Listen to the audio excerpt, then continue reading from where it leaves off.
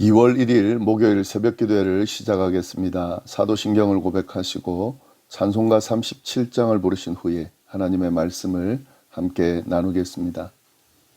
오늘 하나님께서 허락하신 말씀은 마가복음 11장 1절부터 10절까지의 말씀입니다. 그들이 예루살렘에 가까이 와서 감람산 벳바게와 베다니에 이르렀을 때에 예수께서 제자들 중 둘을 보내시며 이르시되 너희는 맞은편 마을로 가라. 그리로 들어가면 곧 아직 아무도 타보지 않은 나귀 새끼가 매여 있는 것을 보리니 풀어 끌고 오라. 만일 누가 너희에게 왜 이렇게 하느냐 묻거든 주가 쓰시겠다 하라. 그리하면 즉시 이리로 보내리라 하시니 제자들이 가서 본즉 나귀 새끼가 문 앞 거리에 매여 있는지라.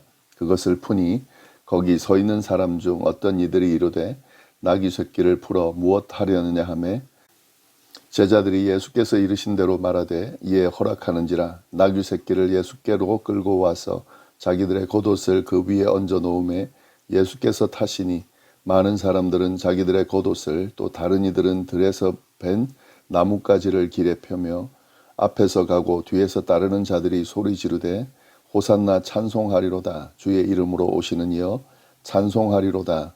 오는 우리 조상 다윗의 나라여 가장 높은 곳에서 호산나 하더라. 아멘. 오늘 본문에는 예수님께서 드디어 예루살렘으로 입성하시는 내용이 나오는데요. 그 말씀을 함께 보겠습니다. 1절부터 3절까지 말씀을 먼저 보시면 그들이 예루살렘 가까이 와서 감람산 벳바게와 베다니에 이르렀을 때에 예수께서 제자 중 둘을 보내시며 이르시되 너희는 맞은편 마을로 가라. 그리로 들어가면 곧 아직 아무도 타보지 않은 나귀 새끼가 매여 있는 것을 보리니 풀어 끌고 오라.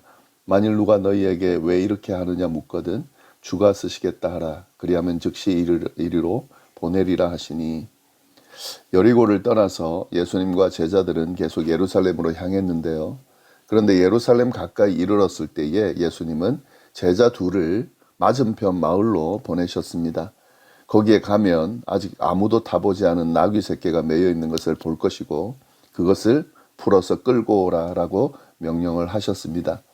그러면서 만약에 누가 왜 나귀 새끼를 가져가느냐라고 물으면 주가 쓰시겠다라고 말을 하라고 그랬습니다. 그러면 즉시 보내줄 것이다 라고 하는 거죠.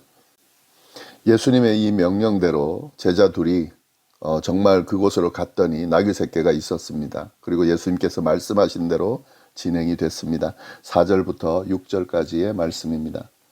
제자들이 가서 본즉 나귀 새끼가 문 앞 거리에 매여 있는지라. 그것을 푸니 거기 서 있는 사람 중 어떤 이들이 이르되 나귀 새끼를 풀어 무엇 하려느냐 하매 제자들이 예수께 이르신 대로 말하되 이에 허락하는지라.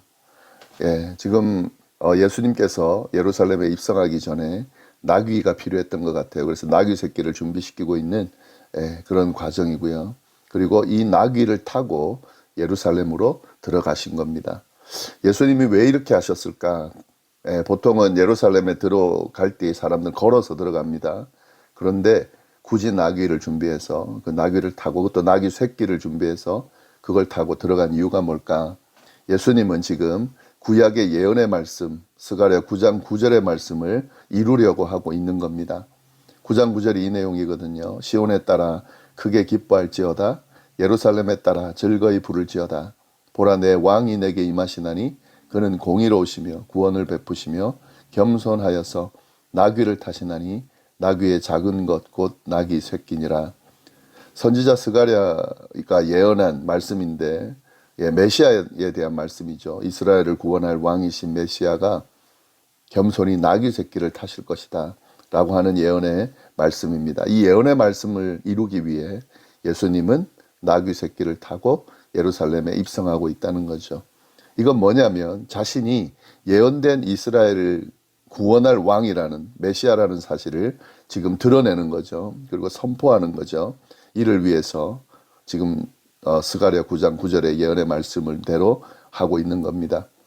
예수님은 이제 더 이상 당신이 메시아라고 하는 사실을 숨기지 않았습니다.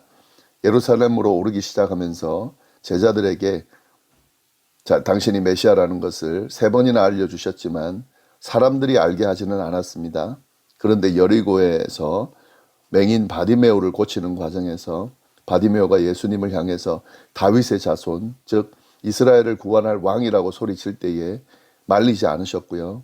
그리고 예루살렘으로 들어가는 이 상황에서 전혀 숨기지 않을 뿐만 아니라 당당하게 선포하고 계신 거죠. 이를 눈치챈 제자들과 무리들은 왕의 입성에 맞춰서 그렇게 행동을 하는 것을 볼 수 있습니다. 7절 말씀입니다. 나귀 새끼를 예수께로 끌고 와서 자기들의 겉옷을 그 위에 얹어 놓음에 예수께서 타시니, 나귀를 가져온 제자들이 나귀 위에다가 자기들의 겉옷을 깔았다는 건데, 이건 안장을 올려드린 겁니다. 그 안장 위에 예수님이 나귀를 타셨다는 거죠. 그리고 8절부터 10절 말씀 보시면, 많은 사람들은 자기들의 겉옷을, 또 다른 이들은 들에서 벤 나뭇가지를 길에 펴며 앞에서 가고 뒤에서 따르는 자들이 소리 지르되 호산나 찬송하리로다, 주의 이름으로 오시는 이여 찬송하리로다, 오는 우리 조상 다윗의 나라여 가장 높은 곳에서 호산나 하더라. 사람들은 길 위에 겉옷을 깔아드렸고요. 그리고 어떤 사람들은 나뭇가지를 꺾고 와서 길에다 깔았습니다. 이것은 존경의 표시일 뿐만 아니라 왕을 맞이하는 그런 행위였습니다. 그리고 그들은 이 왕을 맞이하는 것처럼 소리를 쳤습니다. 호산나. 호산나는 구원해 달라는 거죠. 이스라엘을 구원할 왕이 오셨기 때문에 그에게 구원의 지금 외침을 하고 있는 겁니다. 그리고 우리 조상 다윗의 나라요. 이건 다윗이 예언된 그 메시아의 의미, 그러니까 다시 말해서 다윗과 같은 왕이 와서 우리를 구원할 거다라고 하는 그 의미를 담은 거죠. 그래서 예언된 그 나라, 다윗의 나라, 그 새롭게 구원된 그 나라가 올 거라고 지금 생각을 하고, 왜냐하면 예수님이 지금 왕이거든요. 메시아라고 생각하거든요. 그래서 이렇게 소리를 치고 있는 겁니다. 이처럼 예수님은 공개적으로 예언된 이스라엘 왕이라는 사실을 드러내면서 많은 사람들이 인정을 받으면서 예루살렘에 입성하셨습니다. 예, 이 모습이 이 로마 당국에는 굉장히 위협적일 수 있죠. 왕이 세워진다라고 하는 거니까요. 그러나 지금 전혀 로마 정부에 위협적이지 않았습니다. 예수님은 그렇게 행동하지도 않았고, 정치적으로 어떻게 왕으로서의 어떤 등극을 위해 한 것도 없고, 그리고 지금 예루살렘에 입성할 때도 말이 아닌 나귀를 타고 지금 입성하기 때문에 그 모습을 보고 위협적이라고 느끼지도 않았고 그 의미도 몰랐을 거라는 거죠. 근데 유대 종교 지도자들은 달랐습니다.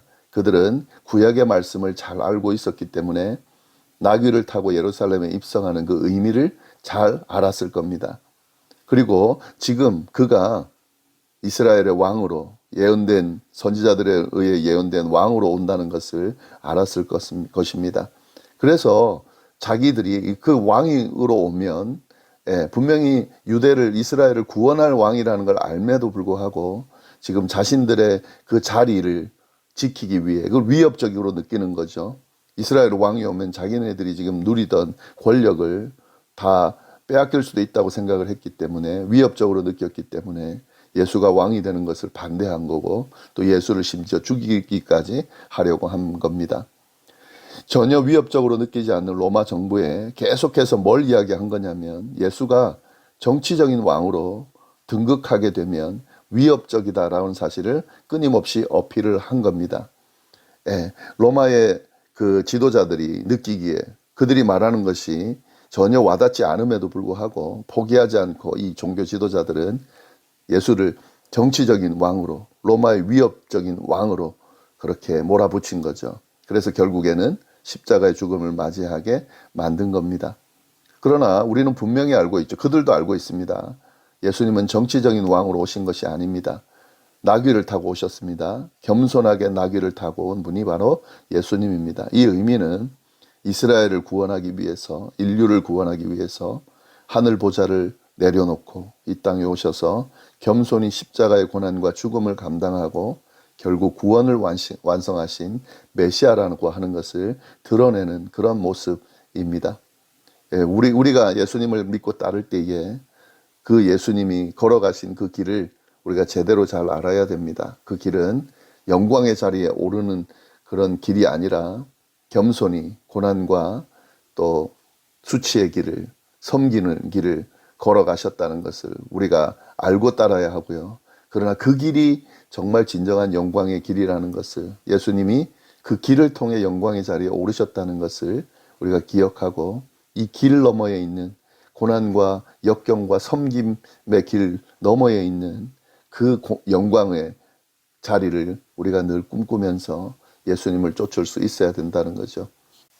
예수님을 왕으로 맞이하며 환호하는 제자들과 이스라엘 백성들은 이 내용까지는 이해하지를 못했습니다. 그들도 정치적인 왕으로 그렇게 오신 것으로, 지금 이제 곧 그 왕의 역할을 하실 것으로 생각하고 환호를 질렀는데요. 결국 한 일주일 지나서 예수님이 잡히시고 죽게 됐을 때 다 도망치고, 다 버리고 도망치는 그런 모습을 보였습니다. 안타까운 모습이죠. 그러나 우리는 이 모습을 반복하면 안 되겠죠. 우리는 다 알고 있습니다. 예수님이 걸어가신 십자가의 그 길의 의미를 우리가 잘 알고 있기 때문에요. 그 의미를 제대로 생각하면서 신앙생활을 하고 예수를 따르는 그런 제자의 길을 걸어갈 수 있어야 하겠습니다. 네, 기도하겠습니다. 하나님 아버지, 감사합니다. 귀한 말씀 또 주셔서 예수님을 따른다는 진정한 의미가 무엇인지를 다시 한번 깨닫게 하시니 감사합니다.